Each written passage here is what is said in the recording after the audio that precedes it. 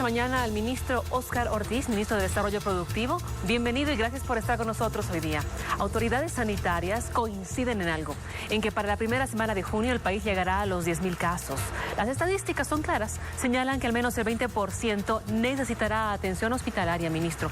¿Es consciente levantar las restricciones en las condiciones actuales? Muy buenos días, ¿cómo está usted? Un saludo al país. Bueno, las estadísticas muestran que durante los próximos 3 meses vamos a seguir conviviendo con la evolución de la pandemia. Al mismo tiempo, tenemos la necesidad de la población en un país en el cual la inmensa mayoría vive por cuenta propia, tiene ingresos al día, de poder generar actividad económica para poder sobrevivir, sustentar a su familia. Usted ha visto que la presidenta Yanine Áñez aprobó los bonos, se lo han venido dando, ya se han realizado más de 7 millones de pagos entre la renta de dignidad, la canasta familia, el bono familia y el bono universal. Sin embargo, esto prolongándolo en el tiempo no va a ser suficiente y tenemos que conciliar ambas necesidades. Obviamente la vida, la salud es la gran prioridad, por eso Bolivia fue uno de los primeros países en el mundo en tomar medidas tan duras y por eso somos, en términos relativos, estamos entre los que menores casos tenemos, especialmente en la pérdida de vidas humanas, que es el gran objetivo, evitar que sucedan.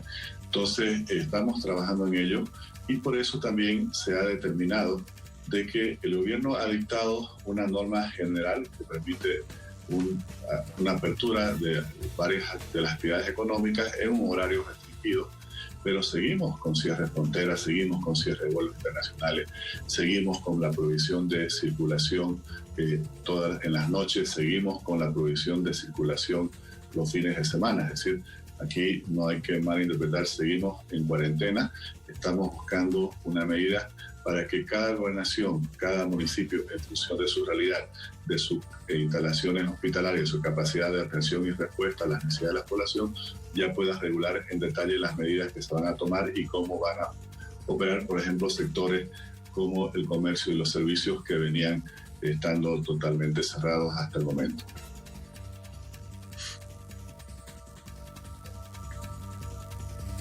¿Es ilógico ingresar en una cuarentena dinámica cuando estamos a punto de ingresar al pico de los casos, ministro?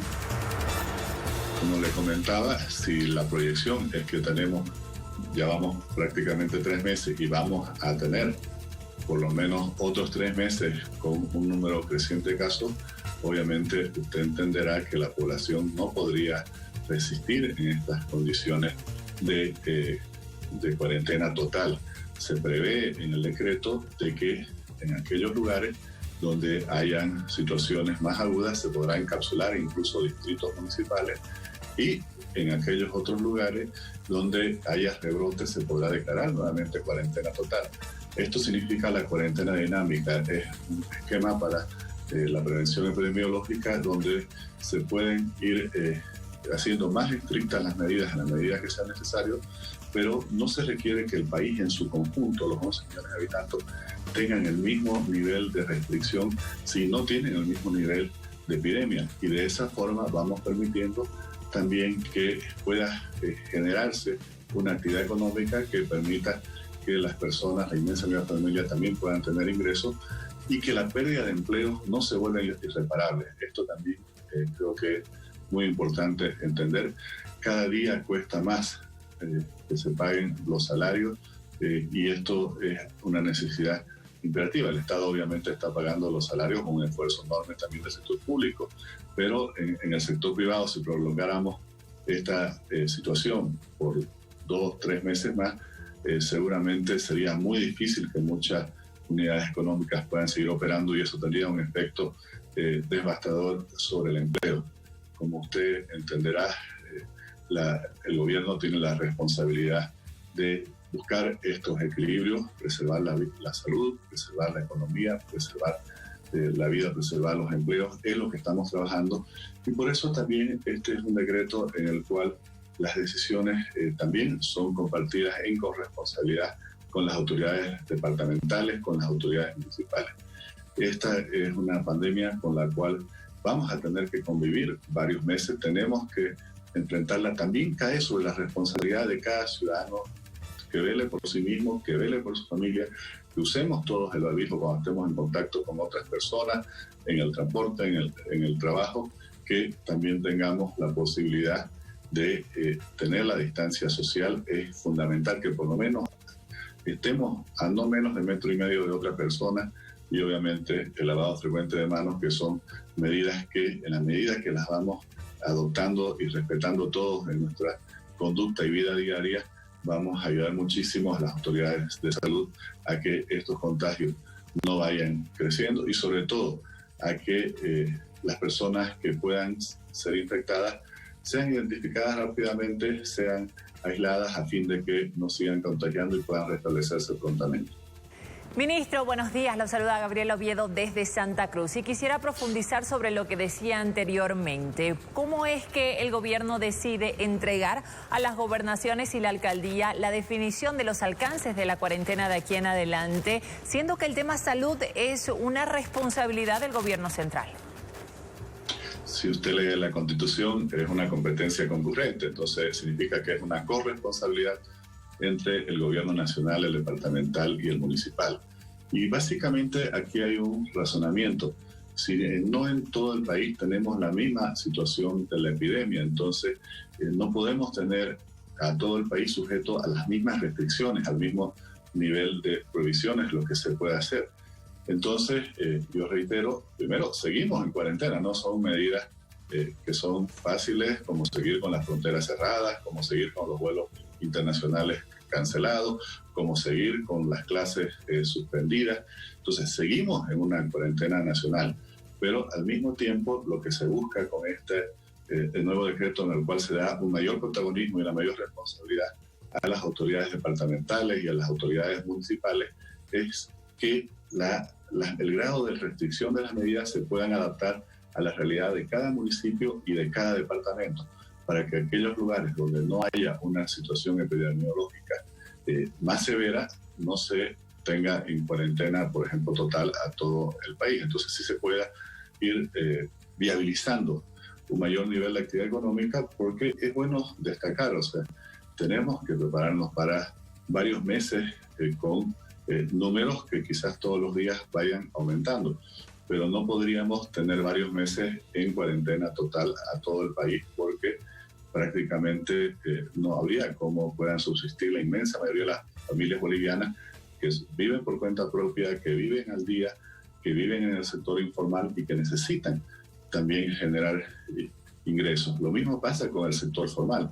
Si ya vamos prácticamente 3 meses con muchas empresas que han tenido que estar cerradas sus puertas, y obviamente cada día que pase va a ser mucho más difícil el pago de sueldos, el sostener el empleo mismo. Entonces, usted ha visto que incluso las economías más avanzadas, más desarrolladas, que prácticamente ninguna ha ido a un nivel de restricción máxima que sobrepasara los 2 meses y peor aún los 3 meses. Tenemos que poder todos asumir esta responsabilidad en nuestro propio cuidado, con el barbijo, con la distancia social, con el lavado de manos, que son las 3 medidas básicas de la prevención para no caer enfermos con esta pandemia, y sobre todo para no propagarla. Y además, apenas sintamos algún síntoma, poder decirlo a las autoridades para que se pueda verificar si estamos infectados o no, y en función de ello, obviamente, se toman las medidas de aislamiento para que no, si alguien es infectado, no siga contagiando. Entonces, esto es lo que se está buscando, Gabriela, que tengamos una cuarentena que sea sostenible, que la gente la pueda respetar por necesidad. Si la gente no tiene que comer, tampoco la va a respetar. Entonces, son los equilibrios que tenemos que buscar entre todas las medidas de prevención de la salud, pero también en las medidas que deben buscar preservar los empleos actuales, brindarles a las familias que viven por cuenta propia y al día de tener la posibilidad de ingresos, a fin de que, como ha venido siendo en la gran mayoría de los casos, la población siga respetando todas estas medidas preventivas. Ministro, usted habla de estos otros países que de a poco están levantando también sus restricciones y sus cuarentenas, pero ellos en estos momentos tal vez no están en el pico más alto de contagio y por otro lado tienen un mejor sistema de salud que el nuestro. El nuestro está prácticamente ya saturado en estos momentos que estamos en cuarentena rígida. bueno, también tienen economías mucho más grandes y aún así no han podido sostenerlas, Gabriela, en el largo plazo o en el mediano plazo. Por eso les repito, aquí tenemos que buscar ese equilibrio entre las medidas, obviamente, de prevención epidemiológica, pero también posibilitar la subsistencia. Si las familias, especialmente las menores ingresos, Gabriela, no tienen cómo alimentarse, no van a respetar la cuarentena. Por eso aquí tenemos que buscar los equilibrios. Por eso también las autoridades municipales, las autoridades departamentales que están en cada territorio, que tienen un mejor conocimiento de la realidad social y económica de cada distrito, de cada municipio, también van a tener una importancia realmente fundamental para determinar las medidas adecuadas para cada lugar. Lo que ya no es posible es tener al país en su conjunto con el mismo nivel de restricciones, si no todos tenemos el mismo nivel de situación epidemiológica. Entonces tenemos que buscar ambas situaciones. Afortunadamente, desde que comenzó la epidemia hasta hoy, se ha avanzado mucho en tener un mayor número de hospitales COVID, en tener un mayor número de unidades de terapia intensiva. Se tiene que seguir trabajando, se tiene que seguir avanzando y se lo está haciendo. El Gobierno Nacional va a seguir habiendo todo el esfuerzo necesario para que pueda brindarse el apoyo a todas aquellas regiones que más lo necesiten, como en este momento se está haciendo con la ciudad de Trinidad, por ejemplo.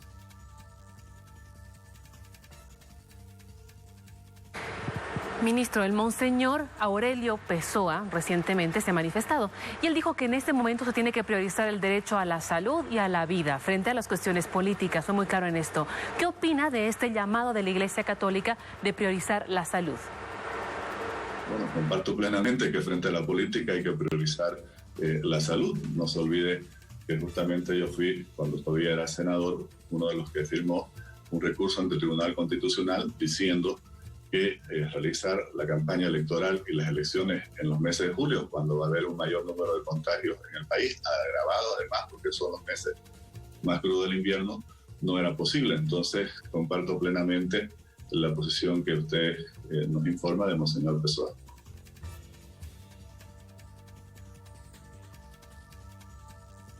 Ahora, ministro, se está flexibilizando la cuarentena, se determina también el controlar el horario, pero hay algo que llama mucho la atención. Hablamos de las iglesias que están permitidas de recibir personas. ¿No es esto una contrariedad?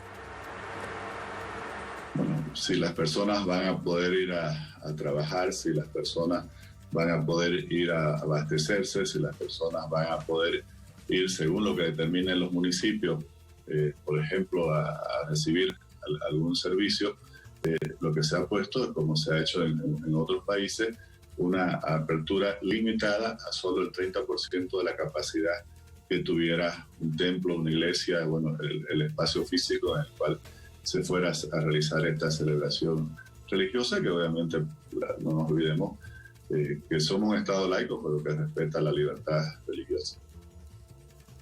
¿Ha gestionado el gobierno el fortalecimiento de los hospitales, especialmente en Santa Cruz y Beni, los departamentos más afectados por la pandemia hasta el momento? ¿Me puedes repetir la pregunta, por favor, Gabriela? Le decía, ¿cómo ha gestionado el gobierno el fortalecimiento de los hospitales en Santa Cruz y Beni, los departamentos más afectados por el coronavirus? Bueno, trabajando estrechamente con las autoridades municipales, departamentales. En el Beni se están habilitando instalaciones de estos hospitales de campaña y Samandomo, donde va a haber una serie de terapias intensivas. En Santa Cruz se ha habilitado más de 700 contratos de salud para que puedan fortalecer todo el trabajo que está haciendo tanto la gobernación como el municipio para habilitar todos estos nuevos hospitales COVID que se han puesto a funcionar gracias a que también el gobierno municipal de la ciudad entregó a la gobernación y aquí se está haciendo un trabajo conjunto a los cuales también se han entregado una serie de equipamientos, se han entregado pruebas reactivos para la realización de las pruebas. Todas las pruebas que se realizan han sido provistas por el gobierno nacional en el marco de lo que se llama las pruebas PCR, que son aquellas que dan el 100% de confiabilidad para determinar si una persona está infectada o no. Ministro, y tengo entendido que el caso respiradores ha paralizado muchas de las acciones que estaban llevando adelante en torno al equipamiento de los diferentes centros de salud y hospitales del país. ¿Cómo y cuándo se va a resolver este tema? Bueno, hay una parte que está en manos de la Fiscalía, de los jueces, y eso esperemos que lo más pronto posible se determine quiénes tienen responsabilidades, quiénes tienen culpabilidades y quiénes deben recibir sanciones ejemplarizadoras para que queden como unos precedentes clarísimos y que se sepa que en Bolivia se va a perseguir la corrupción. Quiero comentarle también que ayer hemos aprobado un decreto fundamental que creo que hay que resaltar de la gestión de la presidenta Yanina Áñez, que es eliminar ese decreto por el cual el MAS obligaba a todas las empresas públicas a realizar, decía el decreto, todo su proceso de contratación por forma directa. Aquí estamos dando un cambio sustancial, trascendental, para que todas las empresas públicas tengan que administrarse y gestionarse por las normas generales de contratación del sector público, en las cuales la contratación directa debe ser la excepción y no la regla como fue en los 14 años anteriores. De todas maneras, se está trabajando también para que la ICEN, que es esta agencia del Ministerio de Salud que tiene a cargo estas adquisiciones, pueda incluso con apoyo internacional realizar de la forma más ágil y transparente posible todos sus procesos de contratación en las próximas semanas. Ministro, usted afirmó que con el decreto de diferimiento de pagos de créditos bancarios se va a beneficiar el 90% de la gente que tiene un crédito, pero el decreto señala que esta norma no va a beneficiar a asalariados. Yo afirmé que más del 95% de los prestatarios están en esta categoría que deben menos de 1 millón. Los asalariados, como usted conoce, ellos no han tenido interrupción en sus ingresos y obviamente tienen la posibilidad de, después de haber tenido 3 meses de diferimiento, van a tener otros 3 meses. Sin embargo, la inmensa mayoría de los prestatarios son personas que prestan servicios, por ejemplo, alguien que se compró un vehículo para el transporte público. Bueno, estas personas van a poder tener 3 meses más, lo cual serían 6 meses en total.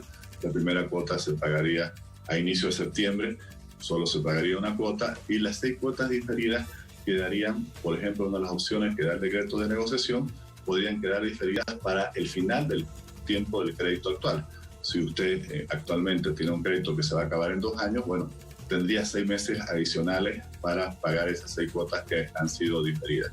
Al mismo tiempo se establece que quienes hubieran perdido su trabajo o quienes hubieran tenido una disminución en sus remuneraciones van a tener la posibilidad de acogerse también a este experimento para darles un tiempo adicional a fin de poder regularizar su situación económica, estabilizarse y poder seguir afrontando el pago de sus cuotas en los préstamos.